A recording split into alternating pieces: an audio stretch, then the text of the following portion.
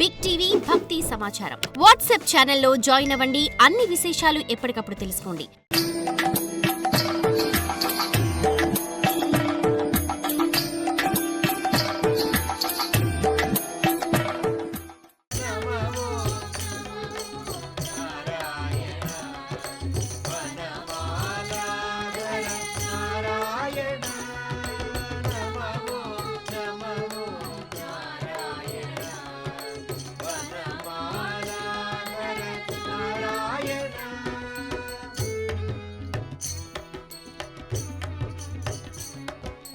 మమేంద్రియాణి కుసుమాని మమేంద్రియాణి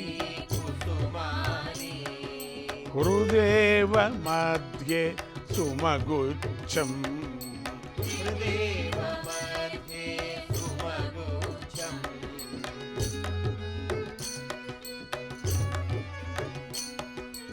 భక్తిర్ధామ చ సౌరభ్యం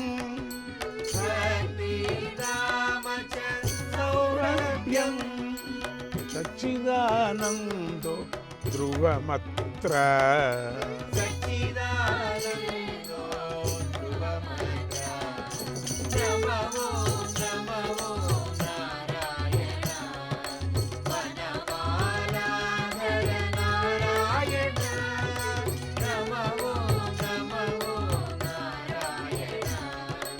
వనమాలాధర.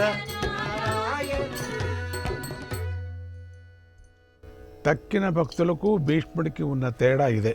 ప్రహ్లాద, నారద, పరాశర, ధ్రువ ఇత్యాది భక్తులకు బాధ్యతలు వాళ్ళకు తక్కువ. ఒకవేళ వచ్చినా సంపూర్ణంగా వచ్చాయి వాళ్ళకి. కానీ భీష్ముడి స్థితి అలాంటిది కాదు. శ్రీలోలుడైన తండ్రి ఎటుపోతుందో ఏమవుతుందో తెలియని రాజ్యస్థితి, ఈ రెంటి మధ్య ఆయన భక్తి సాధన సాగింది. అందుకే భీష్ముడిది కష్టతరమైన సాధన అని చెప్పుకున్నాం. శంతనుడి వివాహమైన కొంతకాలానికి ఆయనకు చిత్రాంగద, విచిత్ర వీరులు అనే ఇద్దరు పుత్రులు పుట్టారు. చిత్రాంగద, విచిత్ర వీర్యులు. యువకులు కాకముందే శంతనుడు దేహాన్ని చాలించాడు. భీష్ముడు యథావిధిగా అంత్యక్రియలు చేసి చిత్రాంగదుడికి సామ్రాజ్య పట్టాభిషేకం జరిపించాడు పెద్దవాడికి. తర్వాత కొంతకాలానికి అహంకారి అయినటువంటి చిత్రాంగదుడు అతడి పేరే గల గంధర్వుడి చేతిలో మరణించాడు. ఆ చిత్రాంగదుడు కొన్ని రోజులు మాత్రమే రాజ్యాన్ని పరిపాలిస్తూ తర్వాత గంధర్వుడి చేతిలో మరణించాడు. భీష్ముడు ఈ దుఃసంఘటనకు చాలా బాధపడి, ఈ ఘటన చాలా ఘోరమైనటువంటి ఘటన. తర్వాత చిన్నవాడైనటువంటి విచిత్ర వీరుడికి పట్టాభిషేకం జరిపించాడు. విచిత్ర వీరుడు చిన్నవాడు, అనుభవం లేనివాడు అవటం వల్ల పేరుకు మాత్రమే రాజయ్యాడు. రాజ్యభారమంతా మళ్ళీ భీష్ముడి మీదే పడింది. తండ్రి ఉన్నప్పుడు తానే చేశాడు, ఇప్పుడు తానే చేయాల్సి వచ్చింది. పెద్దవాడేమో కొన్ని రోజులే ఉన్నాడు అంతే.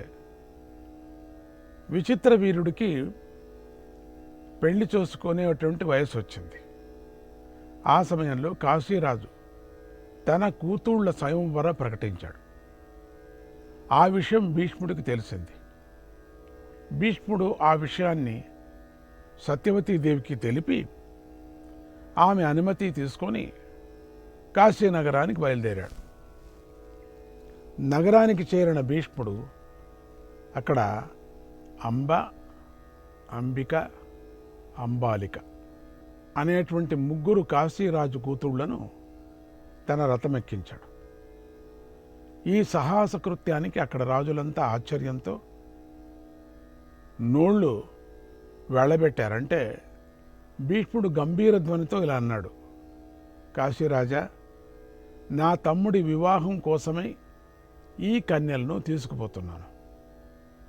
మీలో అడ్డుపడగల వీరుడెవరైనా సరే ఉంటే యుద్ధానికి సిద్ధం కండి. బ్రాహ్మం, ప్రాజాపత్యం మొదలైనటువంటి 8 రకాల వివాహ పద్ధతులలో క్షత్రియులకు గాంధర్వ రాక్షస వివాహాలు శ్రేష్టమైనవి ధర్మశాస్త్రాలు చెబుతున్నాయి. స్వయంవరంలో రాజులందరినీ గెలిచి కన్యాగ్రహణం చేయటం అత్యుత్తమం. ఇది క్షత్రియ ధర్మం అన్నాడు. అప్పుడు స్వయంవరానికై అక్కడికి వచ్చినటువంటి రాజులందరూ కూడా ఆ మాటలు విని అందరూ ఏకమై ఒక్కసారిగా భీష్ముడి మీద పడ్డాడు. అందరూ కూడా పడ్డారు.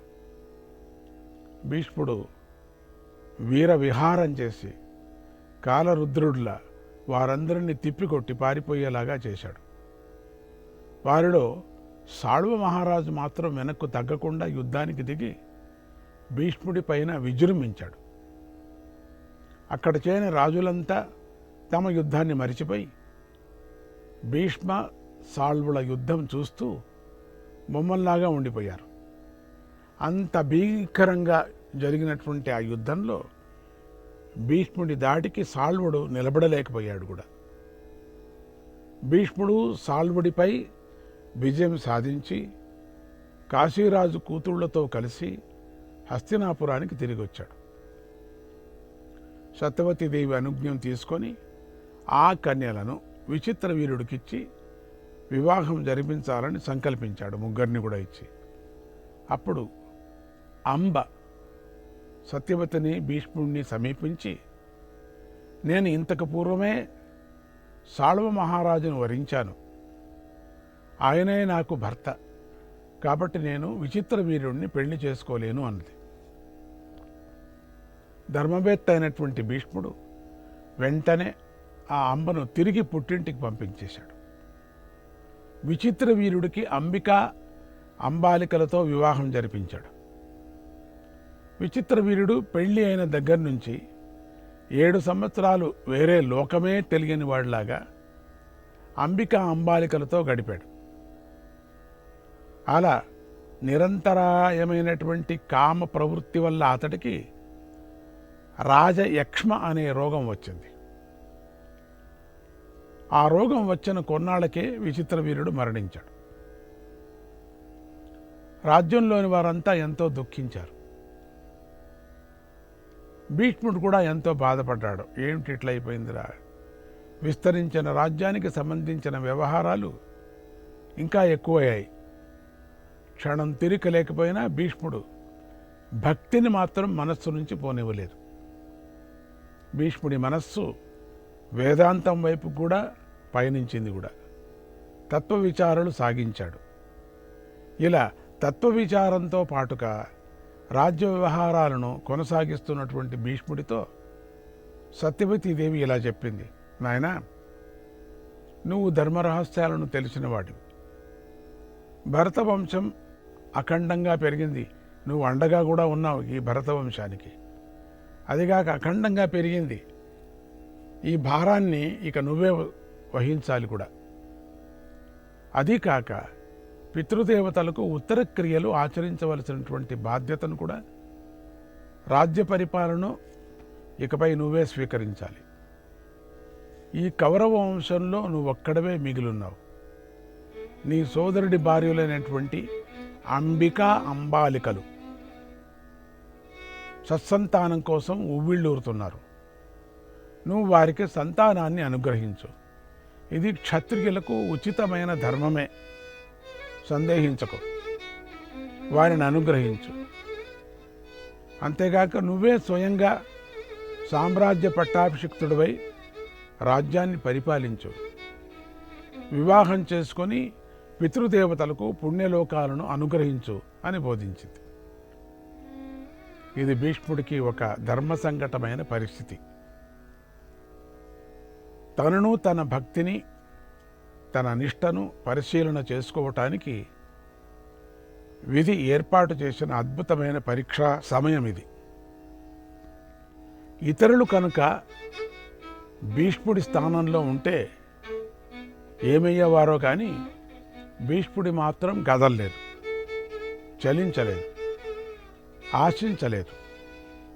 తల్లి ఉపదేశాన్ని శ్రద్ధగా విని, తల్లి నువ్వు చెప్పినట్టుగా నేను ధర్మ సూక్ష్మవేత్తనే, అందుకే ఇప్పుడు ఈ విజ్ఞప్తి చేస్తున్నాను. నా విన్నపాన్ని సావధానంగా విను. నీ పెళ్లికి చేసిన సత్య శపథాన్ని నేను వివాహ శుల్క రూపంలో స్వీకరించాను. దాన్ని నువ్వు గుర్తు చేసుకుంటే మంచిది. అటువంటి భీషణ శపథాన్ని ఇప్పుడు ఇంత అనాలోచితంగా అవలీలగా విడిచిపెట్టడానికి నేను జ్ఞానం లేని పసివాడిని కాదు.